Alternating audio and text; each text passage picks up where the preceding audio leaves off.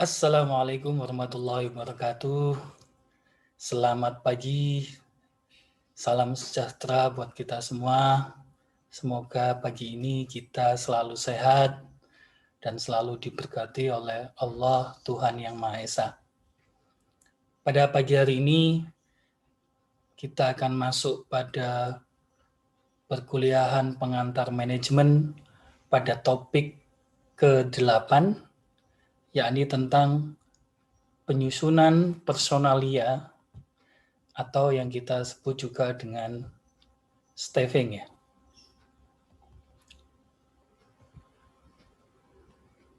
Sebagaimana yang kita ketahui bahwa staffing ini merupakan sebuah kelanjutan di dalam proses manajemen. Dia merupakan salah satu fungsi manajemen yang merupakan kelanjutan dari perencanaan, kemudian pengorganisasian, dan koordinasi yang selanjutnya pada kali ini kita masuk pada staffing. Staffing merupakan sebuah fungsi manajemen yang melakukan penarikan, penyeleksian, kemudian pengembangan dan penggunaan sumber daya manusia untuk mencapai tujuan organisasi secara efektif dan efisien. Kalau kita melihat bahwa hubungan staffing ini dengan pengorganisasian dan koordinasi adalah di mana pada organizing atau pengorganisasian kita telah melakukan penyusunan wadah legal yang menampung berbagai kegiatan yang harus dilakukan pada suatu organisasi untuk mencapai tujuan organisasi.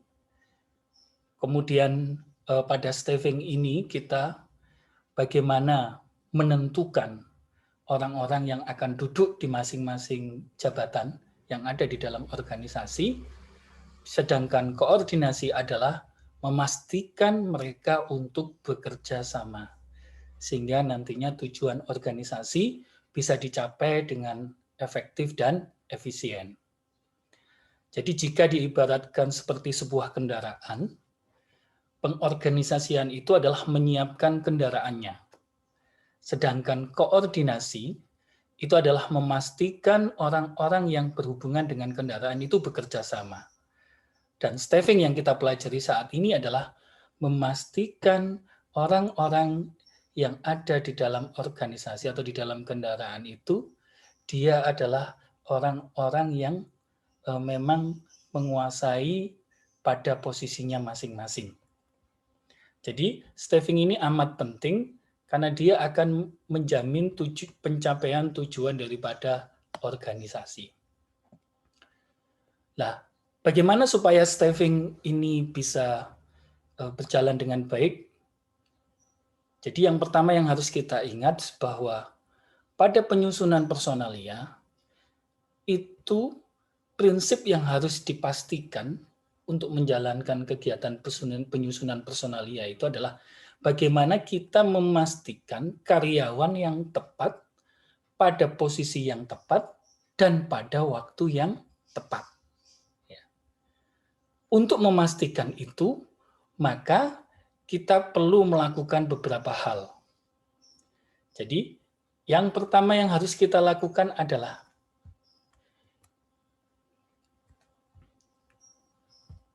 Jadi yang pertama yang harus kita lakukan pada penyusunan personalia ini adalah bagaimana kita memahami bahwa semua proses yang ada di dalam penyusunan personalia ini adalah merupakan bagian dari perencanaan sumber daya manusia.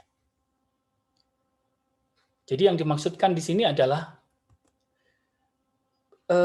kita harus mampu bagaimana di dalam proses perencanaan personalia ini, kita di dalamnya melakukan beberapa kegiatan, yakni mulai dari proses peramalan, kemudian mengembangkan karyawan. Jadi setelah kita meramalkan apa yang akan dibutuhkan oleh organisasi di masa mendatang sesuai dengan perubahan lingkungan, dan berapa kira-kira jumlah karyawan yang akan dibutuhkan, dan potensi apa yang kira-kira dibutuhkan untuk mengantisipasi perubahan-perubahan lingkungan di masa mendatang. Nah, setelah itu kita menentukan jabatan-jabatan apa yang harus diisi. Jadi jabatan yang harus diisi ini biasanya karena adanya pensiun, kemudian pemberhentian, adanya perubahan lingkungan yang membutuhkan personalia dengan kompetensi yang tertentu yang belum ada selama ini, dan adanya kebutuhan akan pengembangan daripada organisasi. Biasanya jika ada ekspansi dari perusahaan kita ataupun daripada pengembangan produk maupun pengembangan pasar dari produk perusahaan, itu yang membuat kita akhirnya membutuhkan personalia baru. Kemudian setelah kita memahami itu, maka kita juga harus memahami bagaimana pasar tenaga kerja dan di mana karyawan yang potensial yang kita butuhkan itu ada. Nah, setelah itu, maka kita mempertimbangkan kondisi permintaan dan penawaran karyawan. Jadi, mempertimbangkan permintaan dan kondisi karyawan inilah yang kemudian merupakan fungsi penting di dalam penarikan. Jadi pada proses penyusunan personalnya itu yang pertama adalah di samping kita tadi setelah kita melakukan perencanaan terhadap kebutuhan personalia, maka kita melakukan proses penarikan. Yang perlu diingat bahwa ketika kita melakukan proses penarikan, baik itu kemudian kita lakukan melalui proses di internal maupun proses di eksternal.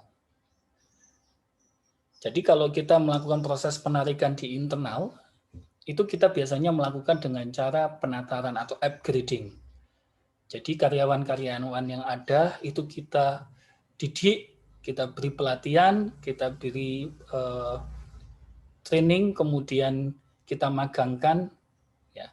Jadi dia di-upgrading sesuai dengan kebutuhan yang kita perlukan. Jadi tadi misalnya ada perubahan daripada kondisi lingkungan yang menyebabkan organisasi atau perusahaan harus merubah kompetensinya. Jadi salah satu contoh sekarang karena perubahan dari revolusi industri 4.0, kemudian perusahaan harus bisa merubah tenaga personalianya supaya dia juga menguasai teknologi di bidang internet, maka kemudian kita memberikan mereka pelatihan. Nah, inilah yang dimaksud dengan penataran atau upgrading. Atau mungkin bisa jadi juga ketika misalkan ada satu karyawan yang mengundurkan diri, maka kita memberikan batasan kepada karyawan yang mengundurkan diri itu untuk melakukan transferring. Jadi melakukan apa istilahnya technical assistant. Jadi ahli kemampuan, skill yang dimiliki oleh karyawan sebelumnya itu diberikan kepada karyawan yang akan menggantikannya. Kemudian cara yang kedua adalah melakukan pemindahan, ini semacam kayak rotasi. Jadi kita melakukan sebuah rotasi untuk memindahkan karyawan dari satu posisi ke posisi yang lainnya agar karyawan di posisi misalkan administrasi kemudian kita pindah ke posisi di bagian office misalkan, di bagian back office, maka kemudian ada perubahan, ada penambahan kemampuan. Jadi karyawan yang bagian administrasi itu tidak hanya memahami bidang administrasi, tapi dia juga bisa memahami di bidang office atau di bidang back office tadi. Jadi back office ini biasanya urusannya dengan dokumen-dokumen yang terkait dengan penyimpanan di dalam komputer dan lain-lain. Jadi terkait dengan teknologi juga. Atau kemudian bagian penjualan kita tempatkan juga dia di bagian penagihan. Nah, jadi supaya mereka yang di bagian penjualan itu dia memahami bagaimana proses penagihan. Nah, ini juga namanya adalah proses transferring. Jadi ada perubahan knowledge, peningkatan skill karena pemindahan posisi yang dilakukan oleh perusahaan. Kemudian yang ketiga, secara internal itu juga kita melakukan pengangkatan dalam bentuk promosi, yaitu pengangkatan ke jabatan yang lebih tinggi lagi. Nah, ketika seseorang diangkat menjadi pada jabatan yang lebih tinggi, maka diharapkan dia akan bisa mengaktualisasikan dirinya. Ini adalah cara penarikan secara internal. Kemudian, cara penarikan secara eksternal itu bisa dilakukan dengan cara melalui iklan, sehingga kemudian dari iklan itu ada lamaran-lamaran pribadi yang masuk. Atau melalui organisasi buruh atau karyawan. Atau melalui rekomendasi ya kan, dari karyawan yang ada atau dari orang-orang tertentu yang terkait dengan kebutuhan jabatan yang dibutuhkan oleh perusahaan. Atau bisa jadi melalui institusi pendidikan. Dan yang banyak dilakukan adalah mencari karyawan yang sudah kompeten di perusahaan pesaing, biasanya dengan sistem hijack. Ini banyak dilakukan oleh perusahaan. Atau bisa juga dengan proses migrasi, ataupun dalam artian bahwa tenaga kerja itu kita datangkan dari perusahaan kantor cabang, misalkan begitu. Namun yang harus diingat, di dalam proses penarikan ini, kata kunci keberhasilan dari proses penarikan ini, itu ketika kita menginginkan kita mendapatkan sumber daya yang baik, yang potensial, maka kita juga harus bisa menawarkan sesuatu yang memang betul-betul dibutuhkan oleh calon karyawan tadi, atau dibutuhkan oleh orang-orang yang memang kita memiliki spesifikasi kemampuan sesuai dengan yang kita inginkan. Nah, disinilah terjadi antara pertemuan antara proses demand dan supply. Jadi permintaan dan penawaran. Ketika kita misalkan membutuhkan seorang dengan kualifikasi requirement tertentu, yang harus diingat bahwa orang dengan kualifikasi dan requirement tertentu itu juga dia punya keinginan atau punya penawaran terhadap kemampuan yang dia miliki, dia minta diberikan upah seberapa, itu sudah ada. Itu yang harus diingat. Nah, biasanya kegagalannya di sini, perusahaan menginginkan seseorang yang memiliki kualifikasi qualified di dalam proses penarikan. Tapi daya tawar perusahaan itu rendah. Jadi misalkan dia menawarkan sesuatu yang lebih rendah daripada perusahaan yang lain. Menawarkan tingkat upah yang lebih rendah daripada perusahaan tempat dia bekerja. Ya, tidak mungkin dia akan bisa menghijack dari perusahaan-perusahaan pesaing. Jadi tetap kata kunci di dalam penarikan ini adalah bagaimana perusahaan itu bisa menawarkan tingkat upah yang menarik, yang membuat calon personalia yang qualified tadi itu dia bersedia untuk mendaftar ke dalam posisi jabatan yang ditawarkan oleh perusahaan kita. Jadi di sini 3P ini menjadi penting. Nah, proses dalam penarikan ini kaitannya adalah makanya perusahaan harus memiliki 3P dalam konsep upahnya. Jadi 3P itu adalah yang pertama adalah upah yang berdasarkan person. Jadi pay for person. Jadi upah yang didasarkan atas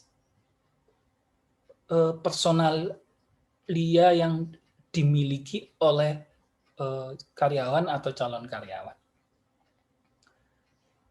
Jadi yang dimaksud di ini adalah setiap karyawan yang mau kita rekrut atau yang sudah kita rekrut itu pasti memiliki kompetensi, memiliki tingkat pendidikan, memiliki tingkat pengalaman, memiliki keahlian ya kan?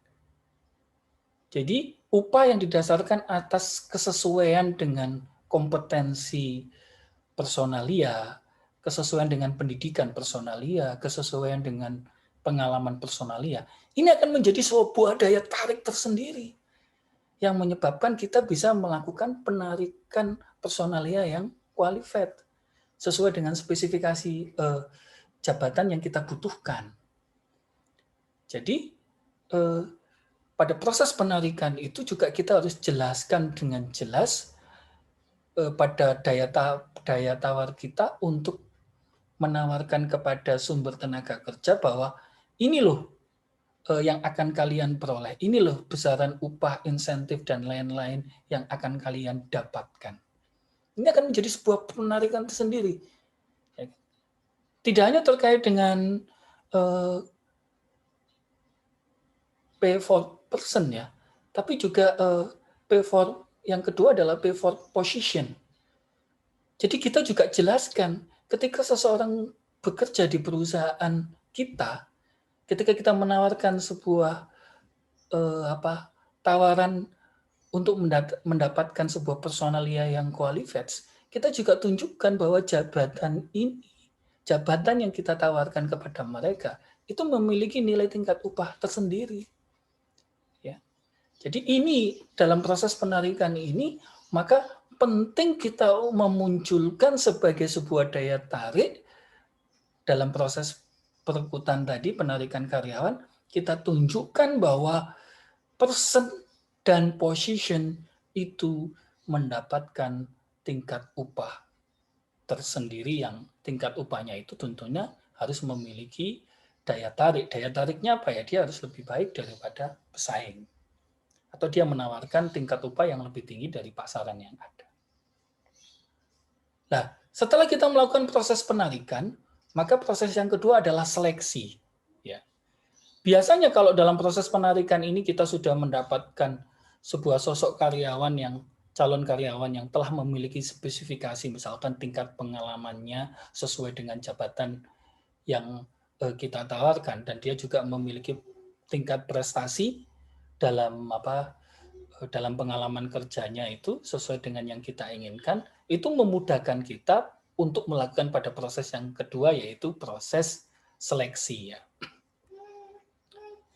Pada proses seleksi ini, kita akan melakukan yang pertama adalah pengumpulan data pribadi. Jadi pada pengumpulan data pribadi ini, kita akan mengecek tentang latar belakang pribadi. Yakni yang pertama mencakup tingkat pendidikan, kemudian tingkat pengalaman, kemudian juga kita akan melakukan cross-check terhadap referensi prestasi yang telah dilakukan oleh calon karyawan yang melampirkannya di dalam berkas lamarannya. Jadi itu harus di cross check ya.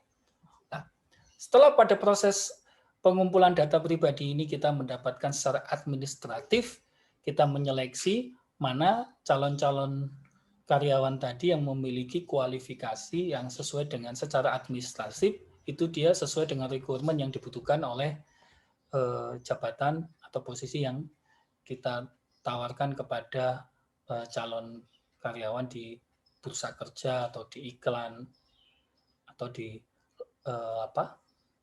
bursa kerja yang terkait dengan perusahaan. Jadi setelah kita mendapatkan data-data tadi, maka ya tahap yang kedua, maka perusahaan akan melakukan proses seleksi yang kedua, yaitu dengan melakukan psikotest. Pada psikotest di sini, sebetulnya tujuan daripada psikotest di sini adalah perusahaan atau bagian SDM di dalam perusahaan itu supaya bisa memperkirakan sejauh mana minat dan kapasitas atau kemampuan daripada seorang calon tenaga kerja. Kemudian di sini juga melalui psikotes perusahaan akan bisa melihat sejauh mana sikap, ya kan, attitude daripada karyawan itu sesuai dengan apa yang dibutuhkan di dalam jabatan yang ada. Kemudian juga kita melalui psikotes tersebut, perusahaan bisa meramalkan sejauh mana tanggung jawab seseorang tersebut dan seberapa besar seseorang tersebut itu bisa diberikan kewenangan. Kemudian juga di sini kita juga akan mengukur tentang kemampuan-kemampuan analitis, kemudian kita juga akan mengukur tentang kemampuan manipulatif. Jadi semuanya itu dilakukan psikotes itu pada intinya adalah untuk mengkomparasi kemampuan-kemampuan yang telah ditunjukkan melalui data administratif tersebut, kemudian kita compare apakah data-data administratif tersebut itu secara kejiwaan calon karyawan tersebut juga sesuai dengan apa yang menjadi requirement pada jabatan yang dibutuhkan. Nah, biasanya setelah psikotes kemudian dilakukan pengujian. Ini bisa psikotes dulu atau bisa pengujian dulu. Ini tergantung dari kebijakan masing-masing perusahaan ya. Jadi pada proses pengujian ini biasanya perusahaan akan melakukan tes, entah itu dalam bentuk tes tulis maupun observasi langsung di lapangan tentang spesifikasi dan skill yang dimiliki oleh seorang calon karyawan untuk melihat apakah mereka benar-benar menguasai terhadap jabatan yang personalia yang dibutuhkan pada jabatan yang ditawarkan oleh perusahaan. Jadi pada pengujian ini sebagai satu cara untuk memastikan bahwa SDM yang direkrut nantinya itu benar-benar terjamin kompetensinya ya. Jadi tidak hanya secara administratif dia memiliki bukti-bukti sertifikasi atau pendidikan, tapi juga kita harus uji apakah benar secara skill mereka benar-benar sesuai dengan jabatan yang dibutuhkan oleh perusahaan. Kemudian tahap yang biasanya terakhir dilakukan yang namanya adalah wawancara. Tapi biasanya wawancara ini juga bisa saja dilakukan setelah atau sebelum pemeriksaan kesehatan. Jadi pada proses wawancara ini kemudian pimpinan SDM dan pimpinan unit biasanya melakukan wawancara terhadap calon tenaga kerja tersebut itu untuk memastikan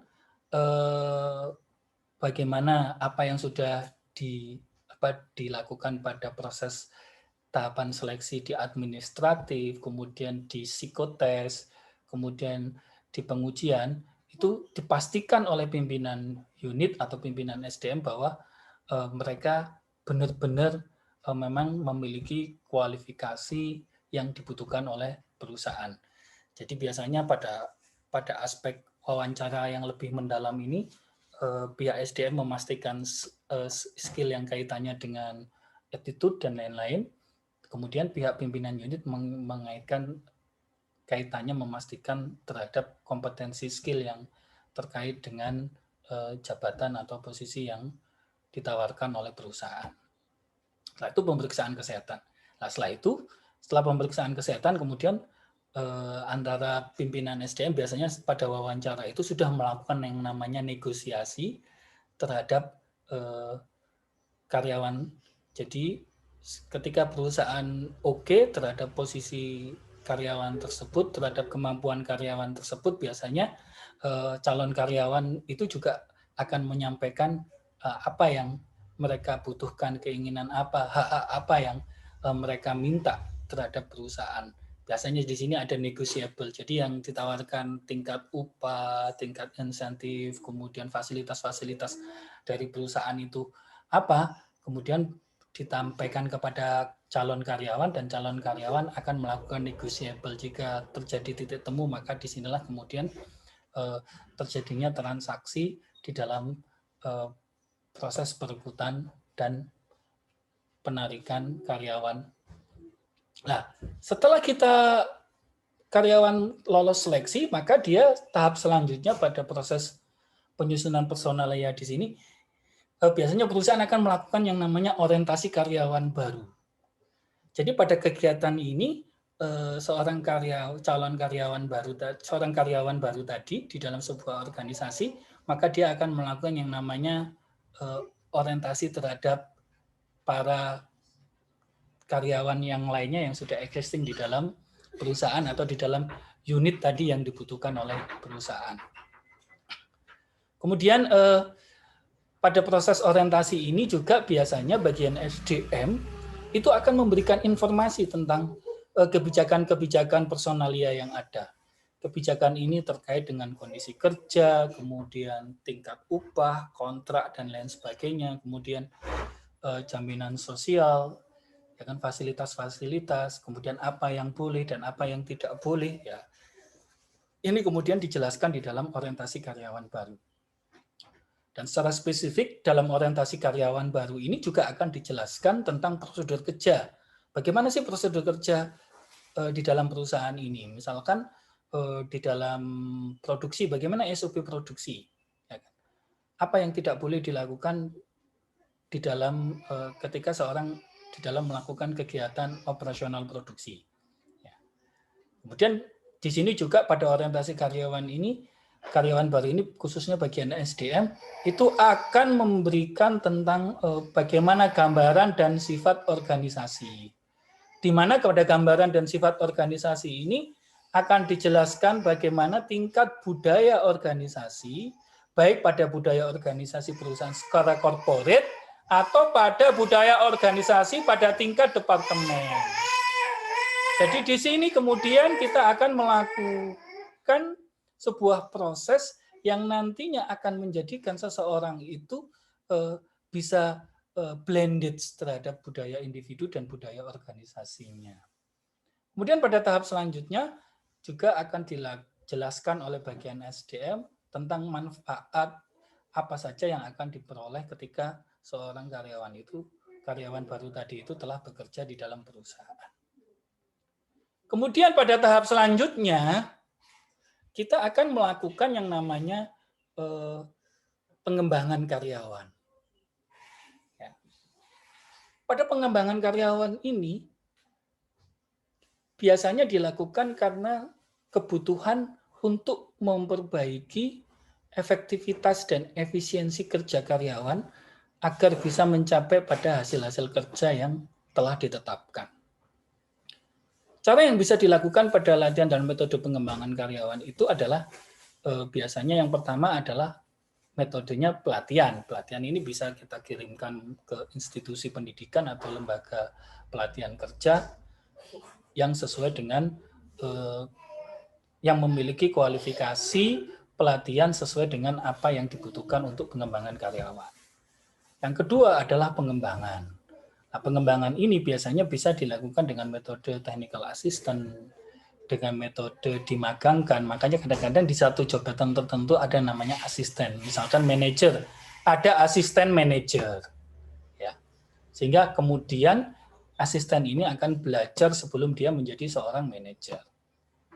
Jadi itu beberapa konsep di dalam pengembangan karyawan. Tapi yang perlu kita ingatkan kembali bahwa pada proses penyusunan personalia ini akan berhasil mulai dari proses penarikan, kemudian proses seleksi, sampai dengan proses pengembangan. Itu perusahaan akan bisa menghasilkan dan memastikan mendapatkan karyawan yang tepat pada posisi yang tepat dan pada waktu yang tepat apabila perusahaan itu menekankan penerapan daripada 3P dalam proses pengupahannya atau dalam proses pemberian kompensasinya. Karena kompensasi atau upah itu menjadi sebuah keywords untuk keberhasilan proses penarikan, proses penyeleksian, dan proses pengembangan. Seseorang akan mau masuk dan mendaftar di sebuah jabatan tertentu pada perusahaan tertentu bila perusahaan tersebut itu menawarkan tingkat upah yang sesuai dengan tingkat pendidikan, tingkat skill yang dimiliki, dan tingkat pengalaman yang dimiliki. Dan pada proses penarikan tersebut itu pasti ada jabatan yang ditawarkan. Dan itu akan membuat orang lain mendaftar pada jabatan tersebut apabila tingkat upah tersebut itu juga menunjukkan sebuah perbedaan terhadap pendapatan ketika seseorang menduduki pada jabatan tertentu. Demikian pula juga dalam proses penyeleksian. Ya. Dalam proses penyeleksian ini, ketika kita nanti pada proses penarikan itu kita menawarkan sesuatu yang memang dibutuhkan oleh pasar kerja pada segmen yang kita inginkan, pada calon tenaga kerja dengan kualifikasi yang kita inginkan, itu akan melakukan proses pelamaran, pendaftaran ke dalam jabatan yang kita tawarkan.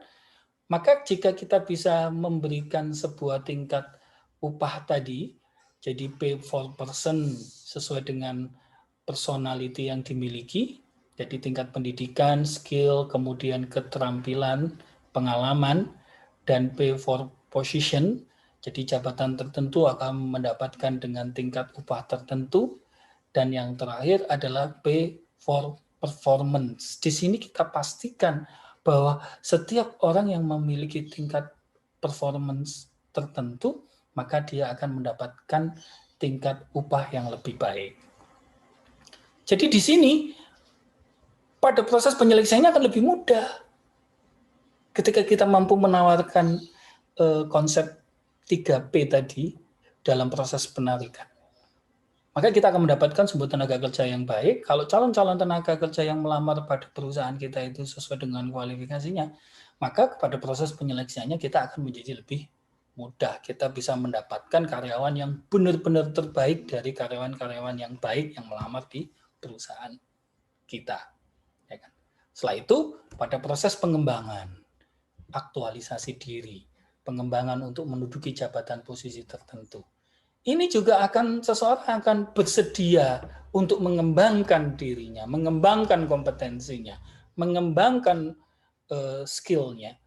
Itu jika perusahaan menawarkan konsep upah yang berlaku di perusahaan itu 3P tadi.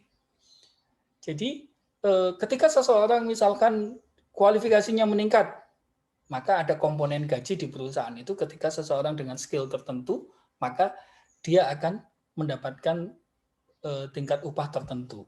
Nah, itu mau dikembangkan. Jadi misalkan pendidikannya naik jadi S3, kalau S3 ada di situ ada di komponen gaji ada kolom di mana ketika dia S3 kemudian gajinya naik. Wah, itu orang akan mau untuk dikembangkan dan dia sekolah S3. Bahkan kadang-kadang dia mau mensubsidi dirinya, jadi tidak harus dibayari oleh perusahaan. Ya, karena ada gimmick-gimmick tadi, ada sesuatu yang akan dia peroleh ketika dia mengembangkan tingkat pendidikannya. Ya kan? Kemudian di sini juga pay for position, jadi upah karena posisi. Nah, ketika misalnya seseorang dinaikkan dari supervisor ke misalkan ke asisten manager. Ketika dari supervisor ke asisten manager itu ternyata ada sebuah kenaikan gaji yang cukup signifikan, maka seseorang akan mau dikembangkan karena dia akan merasa mendapatkan pendapatan dari situ. Ya. Sebaliknya kalau misalkan kenaikan posisi jabatan itu ternyata tidak akan menghasilkan sebuah perubahan tingkat upah yang signifikan, ya itu tidak akan menarik buat karyawan. Dia tidak akan mau mengembangkan dirinya. Ya. Sebaliknya juga, proses pengembangan itu ketika seseorang dikembangkan skill-nya, kemampuannya dengan harapan dia supaya bisa bekerja lebih efektif dan efisien, maka perusahaan juga itu harus memastikan bahwa tingkat upah mereka itu didasarkan pada P yang ketiga, yaitu P for performance. Bahwa setiap orang yang memiliki tingkat kinerja yang lebih baik, maka dia akan mendapatkan juga tingkat upah yang lebih baik. Ya kan? Bukan PGPP ya. Jadi pinter goblok podo baik. Jadi jika perusahaan tidak melakukan sebuah transparansi dan konsep tingkat upah berdasarkan performan, di mana tidak ada pembeda yang jelas antara seseorang yang berkinerja baik dan seseorang yang berkinerja tidak baik, kurang baik, maka seseorang tidak akan malas-malasan melakukan pengembangan dirinya. Karena dia tidak mendapatkan jaminan, buat apa saya mengembangkan diri saya? Buat apa saya mengembangkan skill saya? Buat apa saya bekerja lebih baik? Toh bekerja biasa-biasa saja dan bekerja luar biasa pendapatannya juga sama. Jadi jangan sampai ada stigma seperti ini. Ya. Inilah 3 hal di dalam proses penyusunan personalia. Kalau kita ingin memastikan kita bisa mendapatkan karyawan yang tepat, pada posisi yang tepat, dan ini yang terpenting, pada waktu yang tepat. Kita mendapatkan karyawan yang tepat. Kita bisa mendapatkan karyawan pada posisi yang tepat, tapi waktunya tidak tepat. Ya, salah satu contoh misalkan ini. Kita mengembangkan kemampuan personal touch, hubungan pribadi, seorang sales. Ya. Tepat kan? Kita menginginkan posisi itu. Tapi kemampuan itu, karyawan yang memiliki kemampuan itu, pada waktu sekarang, di mana orang menghindari hubungan secara fisik, ya, personal touch secara fisik, ini menjadi sesuatu yang tidak tepat, jadi percuma. Dia tidak akan bermanfaat. Pada posisi yang sekarang ini yang kita butuhkan apa? Jadi karyawan yang memiliki kemampuan membangun hubungan personal dengan karyawan, tapi berbasis internet, berbasis IT. Berarti kemampuan dia terhadap sosial media, terhadap komunikasi media, ini menjadi sesuatu yang dibutuhkan untuk saat ini pada proses mencapai tujuan perusahaan secara efisien dan efektif. Ya. Jadi, untuk memastikan karyawan yang tepat pada posisi yang tepat dan pada waktu yang tepat, atau kita istilahkan dengan drag man on drag please, itu kata kuncinya adalah perusahaan harus bisa menerapkan, memastikan kebijakan upahnya itu didasarkan atas 3P, yakni pay for person.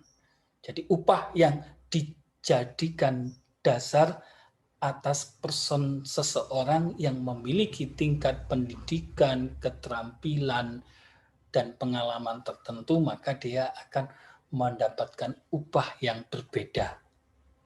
Kemudian yang kedua adalah upah yang didasarkan atas pay for position. Jadi didasarkan atas posisi.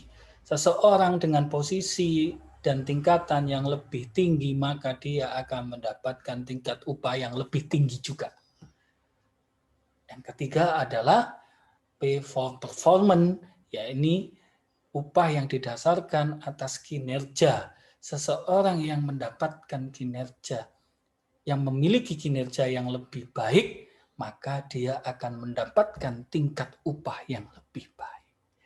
Jadi dalam proses penyusunan staffing tadi, untuk menghasilkan penarikan yang bagus, penyelesaian yang bagus, pengembangan yang bagus, maka perusahaan harus menerapkan upah dengan konsep 3P. Upah berdasarkan person, upah berdasarkan posisi, dan upah berdasarkan performan atau kinerja. Jadi ini pada topik ini penyusunan personalia atau staffing yang harus dipahami oleh mahasiswa dan merupakan kelanjutan dari fungsi manajemen yang sebelumnya, yakni fungsi manajemen perencanaan, fungsi manajemen pengorganisasian, kemudian dilanjutkan dengan fungsi manajemen staffing atau penyusunan personalia. Maka dengan ini, maka perusahaan akan bisa mencapai tujuan perusahaan, target perusahaan secara efektif dan efisien. Sekian yang bisa saya sampaikan dalam mata kuliah topik penyusunan personalia ini. Tetap semangat pagi, tetap berprestasi. Semoga Tuhan selalu memberkati kita semua. Wassalamualaikum warahmatullahi wabarakatuh.